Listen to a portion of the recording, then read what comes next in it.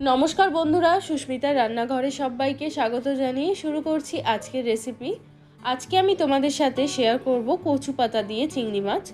कचुपाता चिंगड़ी आमरा बाड़ीते तो सबाई खेয়েই থাকি, बाट এটা একদম অন্যরকম ভাবে বানাবো। এখন কলকাতায় গেলে যে সমস্ত বড় বড় হোটেল বা রেস্টুরেন্টগুলো রয়েছে সেখানে কিন্তু এই রান্নাটা ভীষণ কমন, আর এটা খেতে এত সুস্বাদু হয় যে এটা খাওয়ার পরে সবাই অন্তত ভাববেই যে এটা কিভাবে বানিয়েছে।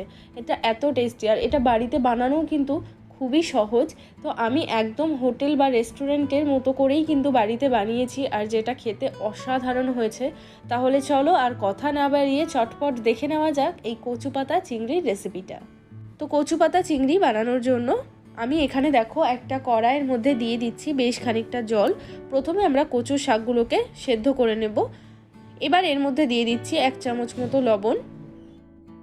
এবার আমি কচু পাতাগুলো দিয়ে দেব। আমি শুধু পাতাগুলো ব্যবহার করছি এখানে, তো পাতাগুলোকে আমি একটু বড় বড় করে কেটে নিয়েছি। তো এবার পাতাগুলো দিয়ে একটা ঢাকা লাগিয়ে দেব যাতে কচু পাতাগুলো খুব তাড়াতাড়ি সেদ্ধ হয়ে যায়। তো দেখো কচু পাতাগুলো কিন্তু সেদ্ধ হয়ে গেছে। তো কচু পাতাটা কিন্তু খুব ভালোভাবে সেদ্ধ করে নিতে হবে।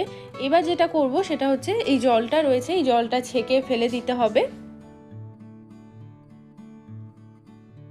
এবার একটা মিক্সার জারের মধ্যে আমি দিয়ে দিচ্ছি 2 টেবিল চামচ মতো পোস্ত, দিয়ে দিচ্ছি 1.5 টেবিল চামচ সর্ষে। এখানে আমি কালো সর্ষে ব্যবহার করছি, বাট কালো বা হলুদ যে সর্ষেটাই থাকবে সেটাই দিতে পারো। এবার এটাকে শুকনো একবার ঘুরিয়ে নেব মিক্সিতে। তো দেখো কোনো রকম জল ছাড়া মিক্সিতে এইভাবে একটা পাউডার বানিয়ে নিতে হবে। এবার এর মধ্যে আমি দিয়ে দিচ্ছি জল আর কয়েকটা কাঁচা লঙ্কা। কাঁচা লঙ্কাটা অবশ্যই স্বাদ অনুযায়ী দিতে হবে। এবার আবার মিক্সিতে একটু ভালো করে এটাকে বেটে নেব। তো দেখো সর্ষে পোস্ত কাঁচা লঙ্কা কিন্তু খুব ভালো করে বাটা হয়ে গেছে।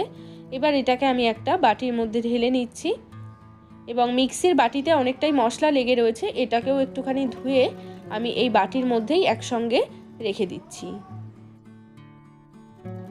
বাটাটা আমরা সাইডে সরিয়ে রাখবো। এবার মিক্সার জারের মধ্যে আমি নিয়ে নিচ্ছি নারকেল। এখানে আমি একটা নারকেলের থেকে অর্ধেকটা নারকেল ব্যবহার করছি। খুব বেশি নারকেল দিলেও কিন্তু আবার স্বাদটা ওরকম আসবে না। তো নারকেলটাকে আমি একটু ছোট ছোট টুকরো করে কেটে নিয়েছি। এবার এটাতে একটুখানি জল দিয়ে নারকেলটাকেও ভালো করে বেটে নেব।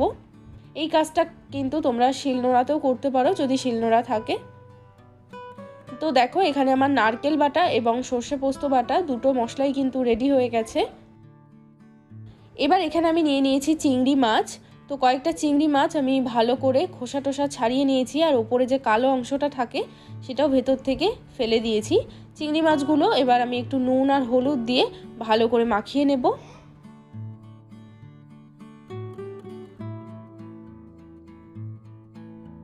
এবার একটা কড়াইয়ের মধ্যে আমি দিয়ে দিচ্ছি খানিকটা সর্ষের তেল। এরপর আমি এর মধ্যে চিংড়ি মাছগুলো দিয়ে দিচ্ছি, এবং চিংড়ি মাছগুলোকে একটু হালকা করে ভেজে নেব। চিংড়ি মাছ খুব বেশি ভাজলে কিন্তু শক্ত হয়ে যায়, তাই জন্য 2 থেকে 3 মিনিটের জন্য মিডিয়াম ফ্লেমে চিংড়ি মাছগুলোকে ভেজে নিতে হবে।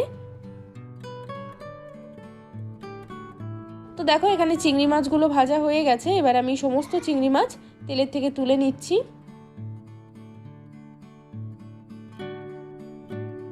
এবার এই তেলের মধ্যে আমি দিয়ে দিচ্ছি 1/2 টিস্পুন মতো কালো জিরে ফোড়ন। এরপর আমরা যে কচুর শাকটা সেদ্ধ করে রেখেছিলাম সে কচুর শাকটা দিয়ে দিচ্ছি, এবং তেলের মধ্যে খুব ভালো করে একটুখানি ভেজে নিতে হবে। তো তেলের মধ্যে 2-4 মিনিট মতো ভালো করে ভেজে নিয়েছি। এবার এর মধ্যে আমি দিয়ে দিচ্ছি স্বাদ অনুযায়ী লবণ। আমি যেহেতু শাকটা সেদ্ধ করার সময়ও লবণ ব্যবহার করেছিলাম, তো তাই জন্য এখানে আমি অল্প লবণ দিলাম। তার সাথে দিয়ে দিচ্ছি এই 1/2 টিস্পুন মতো হলুদ গুঁড়ো, আর যে নারকেলটা আমরা বেটে নিয়েছিলাম সেই নারকেল বাটাটাও দিয়ে দেব, এবং সমস্ত কিছু খুব ভালো করে নাড়াচাড়া করে একদম লো ফ্লেমে এটাকে 7 থেকে 8 মিনিটের জন্য এইভাবেই রান্না করব।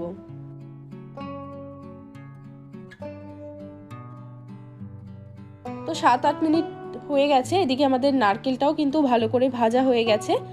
এবার এর মধ্যে আমি সর্ষে পোস্ত যেটা বেটে নিয়েছিলাম সেটাও দিয়ে দিচ্ছি, আর তার সাথে আমি চিংড়ি মাছটাও দিয়ে দিচ্ছি। এবার আমি এর মধ্যে বাটিটা ধুয়ে মোটামুটি হাফ বাটি মতো জল অ্যাড করে দিলাম।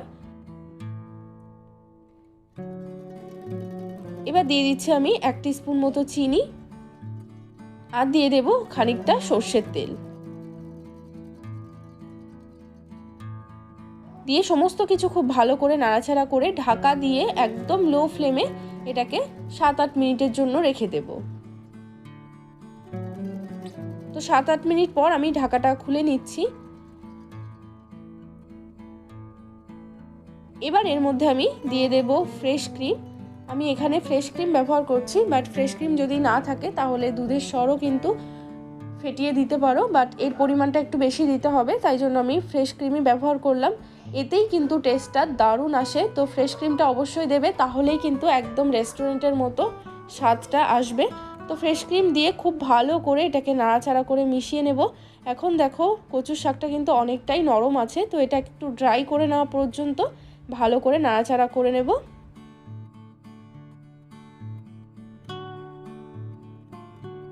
তো দেখো এখানে কিন্তু আমাদের শাকটা বেশ ড্রাই হয়ে গেছে। তো এবার আমি গ্যাসটা অফ করে দিচ্ছি। তো এখানে আমাদের কচুপাতা চিংড়ি একদম রেডি হয়ে গেছে। তো এটা গরম গরম ভাতের সাথে কিন্তু পরিবেশন করতে হবে। আর কলকাতায় গিয়ে যদি তোমরা সেই হোটেল বা রেস্টুরেন্টে এই রেসিপিটা খেয়ে থাকো, অবশ্যই কিন্তু বাড়িতে এইভাবে বানিয়ে দেখো। এর স্বাদ কিন্তু পুরোপুরি তোমাদের সেই বড় বড় রেস্টুরেন্টের মতোই কিন্তু লাগবে। আর এই রেসিপিটা তোমাদের যদি ভালো লাগে তাহলে প্লিজ একটা লাইক বা কমেন্ট করে আমাকে জানাবে। সবাই ভালো থাকবে, আবারও দেখা হবে অন্য কোনো ভিডিওর সাথে। বাই।